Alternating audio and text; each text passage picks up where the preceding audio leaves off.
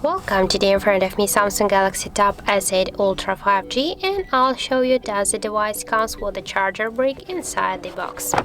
So as can you see here, we got the pencil, a Samsung pen, sorry, and just here inside we got the USB-C cable and the SIM tool with the some paper spark. And unfortunately, as can you see here, we have no the charger brick inside the box by default one, so you should buy it separately. So that's it, that's how it looks. Thank you guys for watching, and if you found this video helpful, don't forget to leave a like, comment and to subscribe our channel.